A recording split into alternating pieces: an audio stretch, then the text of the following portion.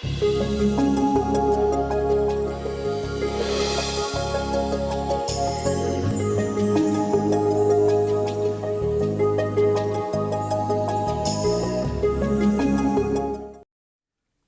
ടെലിവിഷൻ്റെ പ്രിയപ്പെട്ട എല്ലാ പ്രേക്ഷകരെയും ഈ ഡെയിലി മിറർ പ്രോഗ്രാമിലേക്ക് ദൈവത്തിൻ്റെ നാമത്തിൽ സ്വീകരിക്കുന്നു, സ്വാഗതം ചെയ്യുന്നു. നിങ്ങളുടെ ജീവിതത്തിൽ ദൈവവചനത്തിന് കൊടുക്കേണ്ട പ്രാധാന്യം തീർച്ചയായിട്ടും വലുതാണ്. ദൈവത്തിൻ്റെ വചനം അത് വഴിയാണ്, മാർഗദീപമാണ്. അപ്പോൾ ദൈവം എന്ത് നമ്മളോട് ആവശ്യപ്പെടുന്നു അത് തിരിച്ചറിയുക എന്നുള്ളത് വളരെ പ്രധാനപ്പെട്ടതാണ്. പലപ്പോഴും നമ്മൾ ബൈബിളിൻ്റെ ഏതെങ്കിലും ഒരു ഭാഗമെടുത്ത് അത് ഉദ്ധരിച്ചുകൊണ്ട് വ്യാഖ്യാനിക്കുകയൊക്കെ ചെയ്യാറുണ്ട്. അതേസമയത്ത് നമ്മൾ ഓർക്കണം, ബൈബിളിനെ ഒരു ഒന്നായിട്ട് കാണണം. ഒരു കാര്യത്തെക്കുറിച്ച് നമ്മൾ പറയുമ്പോൾ അതിൻ്റെ ഒരുപാട് മറ്റ് റെഫറൻസസ് കാണും. അതുകൂടി നമ്മൾ എടുക്കുമ്പോൾ മാത്രമേ യഥാർത്ഥത്തിൽ ബൈബിൾ നമ്മളോട് എന്ത് പറയുന്നു എന്ന് നമുക്ക് മനസ്സിലാക്കാൻ കഴിയുകയുള്ളൂ. പഴയ നിയമത്തെക്കുറിച്ച് നമ്മൾ പറയുമ്പോൾ ഓർക്കണം, പഴയ നിയമത്തിലുള്ളത് കർത്താവ് പൂർത്തീകരിക്കുകയാണ് പുതിയ നിയമത്തിലൂടെ.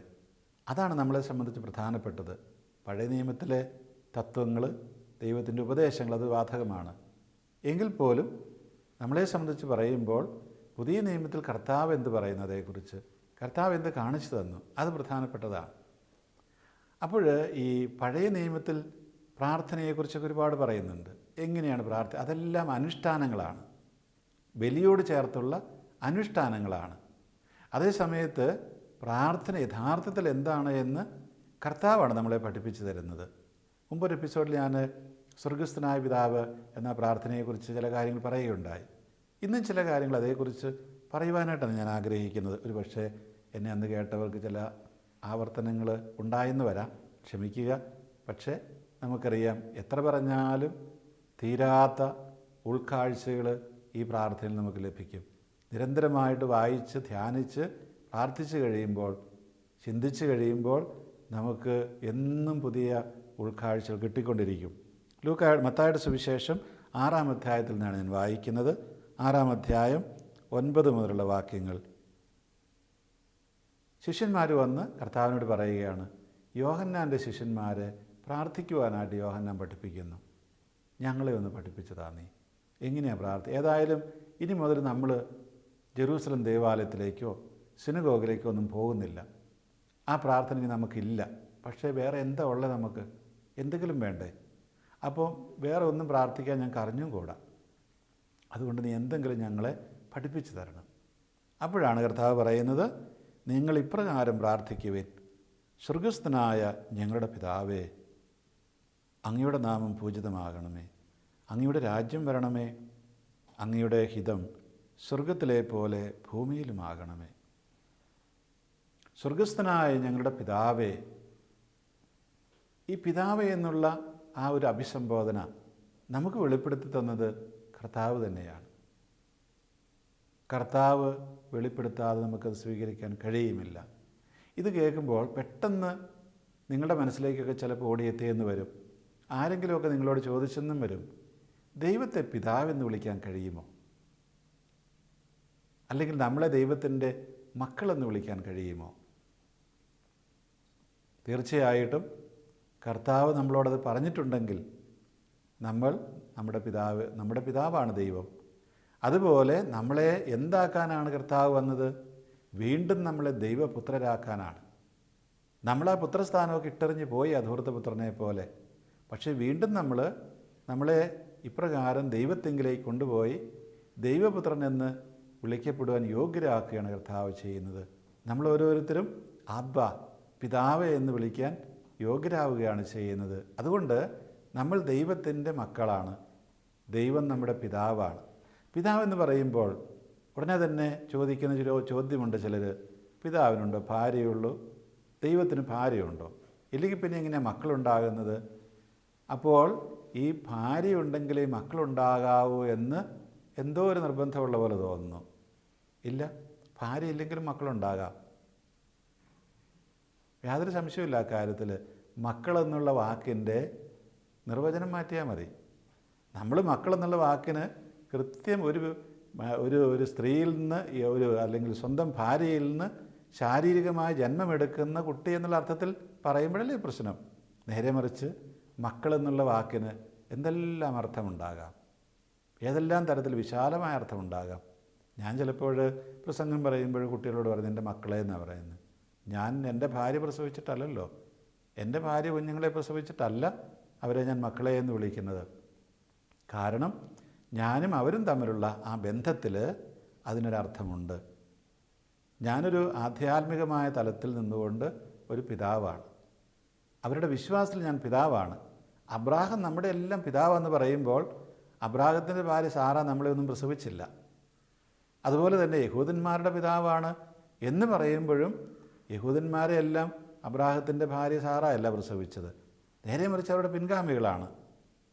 ഈ അബ്രാഹത്തിൻ്റെ വിശ്വാസത്തിലേക്ക് കടന്നു വരുന്ന യഹൂദരല്ലാത്തവർ പിന്നീട് യഹൂദന്മാരായിത്തീരുന്നവരും ആ അബ്രാഹത്തിൻ്റെ പുത്രർ മക്കൾ തന്നെയാണ്. അപ്പോൾ മക്കളെന്ന് പറയുമ്പോൾ സ്വന്തം ഭാര്യ അല്ലെങ്കിൽ ഭാര്യ തന്നെ പ്രസവിച്ച കുട്ടികളാകണമെന്നൊരു നിർബന്ധവും ഇല്ല. നേരെ മറിച്ച് ആ കുട്ടികളുമായിട്ടുള്ള ബന്ധത്തിൽ ഒരു പിതാവിൻ്റെ സ്ഥാനം, മക്കളുടെ സ്ഥാനം അതാണ് ഉണ്ടാവുക. ദൈവം ദൈവത്തിൻ്റെ ഭാര്യ നമ്മളെ പ്രസവിച്ചില്ല, പക്ഷേ ദൈവം നമ്മളെ സൃഷ്ടിച്ചു. അതാണ് കാര്യം. നമ്മൾ മക്കളെന്നറിയപ്പെടുന്നത്, നമുക്ക് പിതാവെന്നറിയപ്പെടുന്നത് എന്തുകൊണ്ടാണ്? അത് മറ്റൊന്നും കൊണ്ടല്ല, അത് ദൈവം നമ്മളെ സൃഷ്ടിച്ചു എന്നതുകൊണ്ടാണ്. നമ്മൾ ദൈവത്തിൻ്റെ സൃഷ്ടികളാണ്. ആ അർത്ഥത്തിൽ നമ്മൾ മക്കളെന്ന് പറയുന്നത്. അപ്പോൾ ഞാൻ പറയുകയാണ്, ഞാനൊരു ഭാരതപുത്രനാണ് എന്ന് പറയുമ്പോൾ, ഭാരതപുത്രൻ ഈ നാടിന് എന്നെ പ്രസവിക്കാൻ കഴിയില്ല എന്ന് എനിക്കറിയാം, എല്ലാവർക്കും അറിയാം. ഞാനത് പറയുന്നതിൻ്റെ കാരണം ഈ നാടിൻ്റെ ഒരു പൗരനാണ് ഞാൻ. ഈ നാടിനെ എൻ്റെ അമ്മയെപ്പോലെ സ്നേഹിക്കുന്ന വ്യക്തിയാണ് ഞാൻ. അതുപോലെ എന്നെ അതുപോലെ പരിഗണിക്കുന്ന ഒരു നാടാണിത്. ഇവിടുത്തെ സർക്കാരിന് എന്നെക്കുറിച്ചൊരു ശ്രദ്ധയുണ്ട് തീർച്ചയായിട്ടും. അപ്പോൾ എന്നെ ഒരു അമ്മയെപ്പോലെ പരിഗണിക്കുന്ന ഈ നാടിനെ ഞാൻ അമ്മയെന്ന് വിളിക്കുന്നു. ആ ഒരമ്മയെ അല്ലെങ്കിൽ ഈ ഒരു നാടിനെ ഞാൻ അതുപോലെ എൻ്റെ അമ്മ എന്നെ സംരക്ഷിക്കുന്നത് പോലെ സംരക്ഷിക്കുന്നത് കൊണ്ട് എൻ്റെ അമ്മയെന്ന് വിളിക്കുന്നു. അത് തെറ്റെന്തെങ്കിലും ഉണ്ടോ? അപ്പോൾ നമ്മൾ കേവലം ഈ ശാരീരികമായിട്ടുള്ള ഒരു പ്രസവത്തിൽ നിന്ന് വരുന്ന കുട്ടി എന്നുള്ള അർത്ഥത്തിൽ മാത്രമുള്ള മകൻ മകൾ എന്ന് പറയാതിരുന്ന ഇവിടെ പ്രശ്നമൊന്നുമില്ല.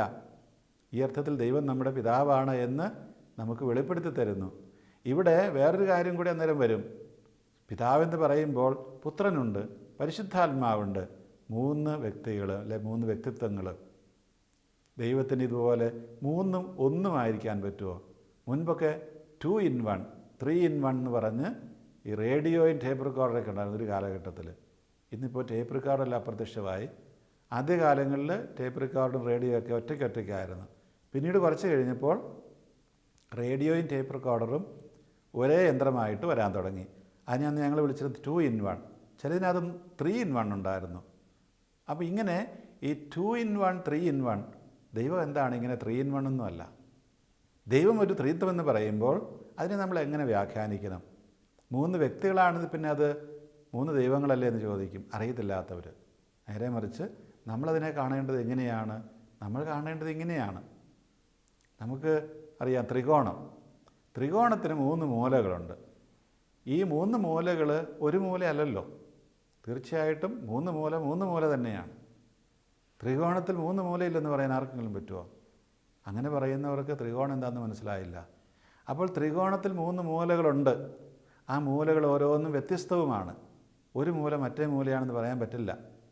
എന്നാൽ ഈ 3 മൂലകളും കൂടെ കൂടിച്ചേരുന്ന ഒന്നാണ് ത്രിത്വം എന്ന്, അല്ലെങ്കിൽ ആ ട്രയാങ്കിൾ, ത്രികോണം എന്ന് പറയുന്നത്.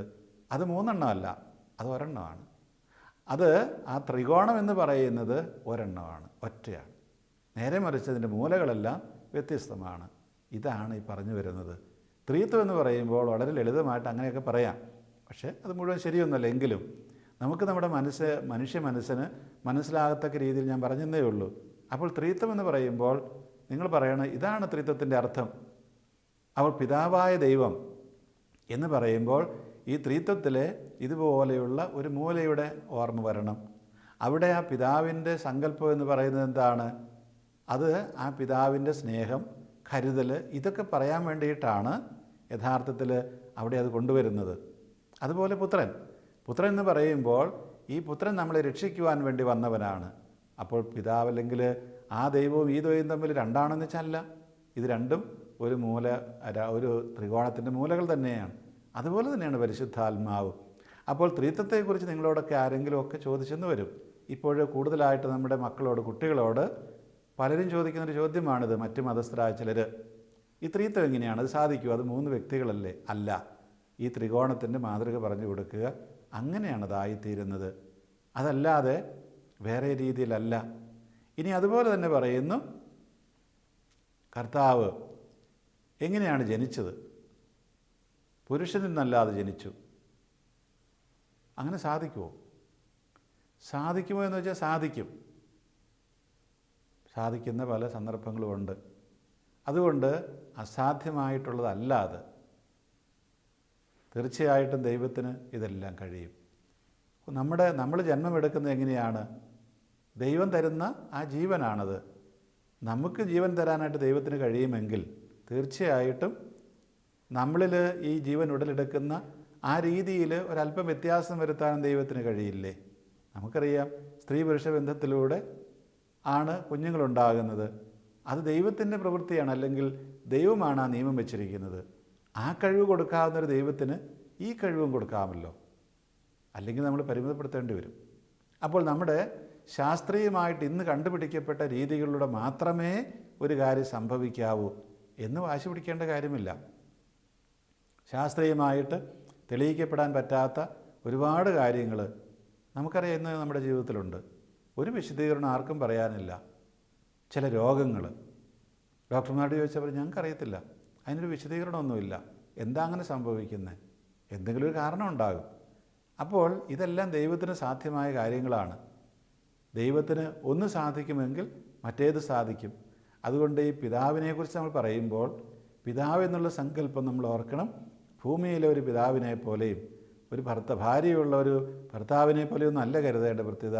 അതിന് ഈ അർത്ഥത്തിൽ മനസ്സിലാക്കണം. അങ്ങനെ മനസ്സിലാക്കി നമുക്ക് പറഞ്ഞു കൊടുക്കാൻ കഴിയണം. ഞാനിത് പറഞ്ഞത് എന്തുകൊണ്ടാണ്? ഇന്ന് നമ്മുടെ വിശ്വാസത്തിനെതിരായിട്ട് ഇങ്ങനെയുള്ള ചില മുടന്തൻ ന്യായങ്ങൾ ഉന്നയിച്ച് നമ്മുടെ മക്കളെ, ചെറുപ്പക്കാരെ, യുവതി യുവാക്കളെയൊക്കെ വഴിതെറ്റിക്കാൻ നടക്കുന്ന ചിലരുണ്ട്. ഇത് ഇന്ന് മാത്രമല്ല, നമ്മൾ ലേഖനങ്ങളെടുത്ത് നോക്കുക, പൗലോസ്ലീഹയുടെ ലേഖനങ്ങളെടുത്ത് നോക്കിയാൽ കാണാം.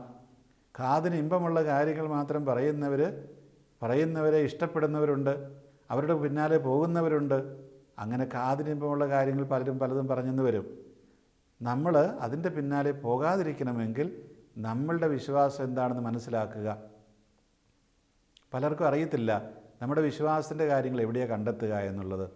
നമ്മുടെ വിശ്വാസം ഈ സ്വർഗസ്ഥനായ പിതാവ് എന്നുള്ള പ്രാർത്ഥന തന്നെ മനോഹരമായിട്ട്, അതിമനോഹരമായിട്ട് വ്യാഖ്യാനിച്ചിട്ടുള്ള ഒരു പുസ്തകമുണ്ട് നമ്മുടെ സഭയിൽ, കാറ്റഗീസ് ഓഫ് ദ കാത്തലിക് ചർച്ച്, കത്തോലിക്ക സഭയുടെ മതബോധന ഗ്രന്ഥം എന്ന് പറയുന്നിടത്ത് നമ്മുടെ എല്ലാ വിശ്വാസ സത്യങ്ങളെക്കുറിച്ചും നല്ല ഒന്നാന്തരം വിശദീകരണങ്ങളുണ്ട്.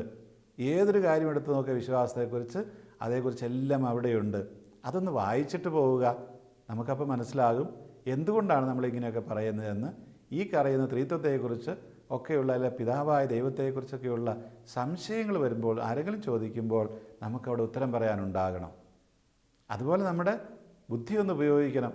നമ്മുടെ ആ ബുദ്ധിയിൽ ഇങ്ങനെയുള്ള കാര്യങ്ങളുണ്ടാകണം. നമ്മൾ വിശദീകരിക്കാനായിട്ട് പരിശ്രമിക്കണം.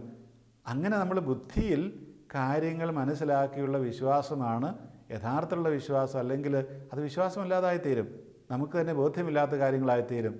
ഇങ്ങനെ കേവലം ഒരു തത്ത പറയുന്നത് പോലെ പറയിപ്പിച്ച് ആവർത്തിച്ച് പഠിപ്പിക്കുന്നതുകൊണ്ടാണ് ചിലപ്പോൾ ഒരുപക്ഷെ നമ്മുടെ കുട്ടികളൊക്കെ വഴിതെറ്റിപ്പോകുന്നത്.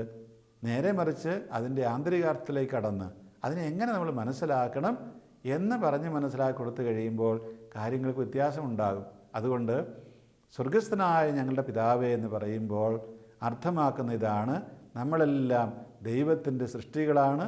കർത്താവ് തന്നെ വെളിപ്പെടുത്തി തന്നിട്ടുള്ള ഈ ത്രിത്വത്തിലെ ഒരാളാണ് പിതാവായ ദൈവം. അത്രേ അതിനർത്ഥമുള്ളൂ. പുത്രനായ ദൈവത്തെക്കുറിച്ച് പറയുമ്പോൾ ഇത് തന്നെ, പരിശുദ്ധാത്മാവിനെക്കുറിച്ച് പറയുമ്പോഴും ഇത് തന്നെ. അപ്പോൾ സ്വർഗസ്ഥനായ ഞങ്ങളുടെ പിതാവേ, അങ്ങയുടെ നാമം പൂജിതമാകണമേ. ഞങ്ങളുടെ പിതാവേ എന്നുള്ളതിനെക്കുറിച്ച് ഞാൻ കഴിഞ്ഞ പ്രാവശ്യം പറഞ്ഞതാണ്. നാമം എന്നൊക്കെ പറയുമ്പോൾ അത് ദൈവം തന്നെയാണ്. അതായത് പലപ്പോഴും നമുക്ക് ഉണ്ടാകാവുന്നൊരു പ്രലോഭനം എന്താണ്? നമ്മൾ നമ്മുടെ മഹത്വമാണ് അന്വേഷിക്കുന്നത്, നമ്മുടെ മഹത്വമാണ് അന്വേഷിക്കുക. നേരെ മറിച്ച് ദൈവം എപ്പോഴും പറയുന്നത് എന്താണ്? നിങ്ങൾ അന്വേഷിക്കേണ്ടത് എൻ്റെ മഹത്വം, ദൈവത്തിൻ്റെ മഹത്വമാണ്. ആ മഹത്വം അന്വേഷിക്കുക എന്ന് പറയുന്നത് എങ്ങനെയാണ്? നമ്മുടെ പ്രവൃത്തികൾ നമ്മുടെ പിതാവിന് യോജിച്ച രീതിയിലുള്ളതാകണം. നമ്മുടെ പിതാവ് എങ്ങനെയാണ്? ദുഷ്ടരുടെ മേലും ശിഷ്ടരുടെ മേലും സൂര്യനെ ഉദിപ്പിക്കുകയും മഴ പെയ്യ്ക്കുകയും ചെയ്യുന്നവനാണ്. അങ്ങനെയുള്ള പിതാവിൻ്റെ മക്കളാണ് നമ്മൾ. അപ്പോൾ അവിടുത്തെ നാമം പൂജിതമാകണമെന്ന് പറഞ്ഞ അർത്ഥം ഇതാണ്. ഈ പിതാവിനെ പോലെ ഞാനുമായി തീരുമ്പോൾ നമ്മൾ അറിയാതെ തന്നെ അവിടുത്തെ നാമത്തെ നമ്മൾ മഹത്വപ്പെടുത്തുകയാണ് ചെയ്യുക, പൂജിതമാക്കുകയാണ് ചെയ്യുക. നമ്മളെ നോക്കിയിട്ട് മറ്റുള്ളവർ പറയും, നോക്ക് അവനെ നോക്ക്, അവൻ ദൈവവിശ്വാസിയാണ്, അവനൊരു ക്രൈസ്തവനാണ്, ക്രൈസ്തവളാണ്, ക്രൈസ്തവ വ്യക്തിയാണ് എന്ന് പറയാനായിട്ട് ഇടവരും.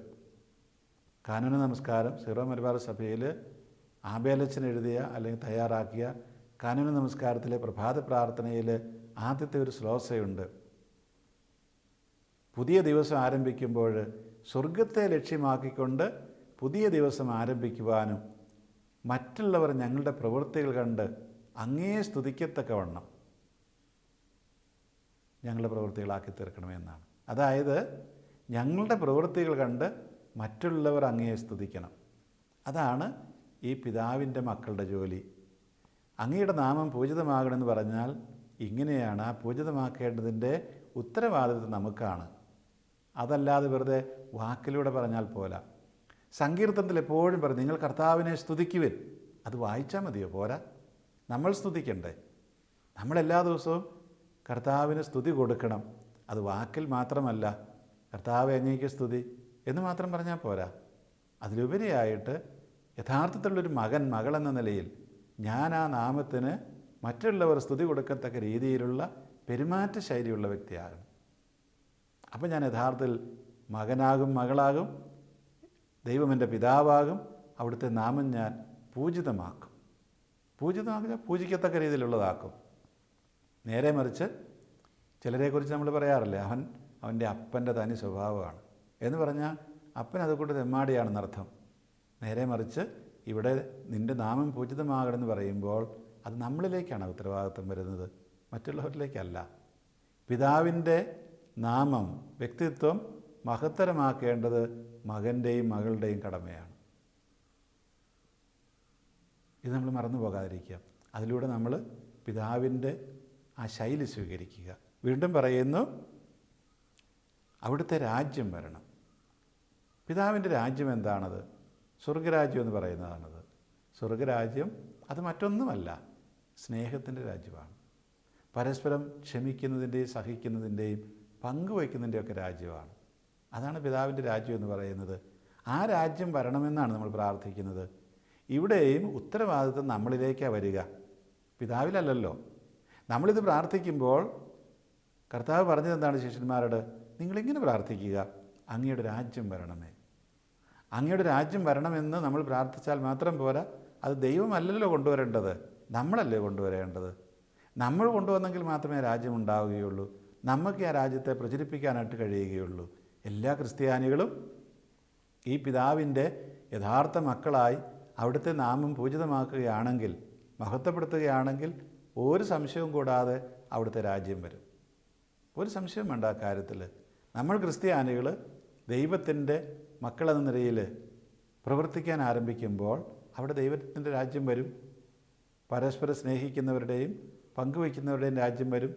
അവിടെ ഓർക്കുക, ഈ പരസ്പരം പങ്കുവയ്ക്കുക എന്ന് പറയുമ്പോൾ നമ്മൾ ക്രിസ്ത്യാനികൾ മാത്രം പങ്കുവയ്ക്കുക എന്നല്ല, എല്ലാവർക്കും. കാരണം നമ്മളങ്ങനെയാണ് മനുഷ്യകുലത്തെ കാണുന്നത്. അതുകൊണ്ട് അവിടെ ഒരു പരിധിയൊന്നും വയ്ക്കേണ്ട കാര്യമില്ല. നമ്മളിപ്രകാരം അവിടുത്തെ രാജ്യത്തിന് വേണ്ടി അധ്വാനിക്കുക. കർത്താവ് തന്നെ പറയും, നിങ്ങൾ അവിടുത്തെ രാജ്യവും അവിടുത്തെ നീതിയും അന്വേഷിക്കുക, ബാക്കിയെല്ലാം കൂട്ടിച്ചേർക്കപ്പെടും. അപ്പോഴങ്ങനെ നമുക്ക് ഈ ദൈവത്തിൻ്റെ രാജ്യം വരുത്തുവാനുള്ള ഉത്തരവാദിത്വം തന്നിട്ടാണ് കർത്താവ് പോകുന്നത്. കർത്താവ് ഈ പ്രാർത്ഥന പഠിപ്പിക്കുമ്പോൾ പറയുന്ന കാര്യം എന്താണ്? കേവലം വാക്കുകൊണ്ട് നിങ്ങൾ ഉച്ചരിച്ചാൽ പോരാ, നിങ്ങളുടെ പ്രവൃത്തിയിൽ മാറ്റങ്ങളുണ്ടാകണം. അതോടൊപ്പം ഇത് പറയുകയും ചെയ്യുക. ഇത് നിങ്ങളുടെ മനസ്സിൽ കോറിയിട്ടെങ്കിലേ നിങ്ങൾക്ക് ആ രീതിയിൽ പ്രവർത്തിക്കാൻ കഴിയുകയുള്ളൂ. നമുക്ക് പ്രാർത്ഥിക്കാം. പ്രിയമുള്ളവരെ, കാരുണ്യവാനായ ദൈവമേ, നിൻ്റെ പുത്രനിലൂടെ ഞങ്ങൾക്ക് നീ ആരാണ് എന്ന് വെളിപ്പെടുത്തി തന്നുവല്ലോ. പിതാവും പുത്രനും പരിശുദ്ധാത്മാവുമായ ത്രിത്വൈക ദൈവമാണല്ലോ നീ. നീ ഞങ്ങളുടെ പിതാവാണെന്ന് നീ തന്നെ വെളിപ്പെടുത്തി തന്നു. ഞങ്ങളുടെ സൃഷ്ടാവെന്ന നിലയിൽ, അതുപോലെ തന്നെ ആ പിതാവിൻ്റെ മക്കളെന്ന നിലയിൽ ഞങ്ങളെല്ലാം സഹോദരി സഹോദരന്മാരുമാണല്ലോ. നിൻ്റെ മക്കളെന്ന നിലയിൽ നിൻ്റെ നാമമാണല്ലോ ഞങ്ങൾ മഹത്വപ്പെടുത്തേണ്ടതിന് അതിൻ്റെ ഉത്തരവാദിത്വം നീ ഞങ്ങൾക്ക് നൽകിയിരിക്കുന്നുവല്ലോ. കർത്താവേ, നീ ഞങ്ങൾക്ക് നൽകിയ വലിയ ഉത്തരവാദിത്വം നിർവഹിക്കുവാനുള്ള കൃപ എനിക്കും എന്നെ കാണുന്ന ഓരോരുത്തർക്കും കൊടുത്ത് അനുഗ്രഹിക്കണമെന്ന് പ്രാർത്ഥിക്കുന്നു. പ്രത്യേകിച്ച് ഞങ്ങളുടെ മക്കൾക്ക് അതിനുള്ള ശക്തിയും ബലവുമെല്ലാം കൊടുക്കണമേ. പിതാവും പുത്രനും പരിശുദ്ധാത്മാവുമായ സർവേശ്വര, ആമേൻ.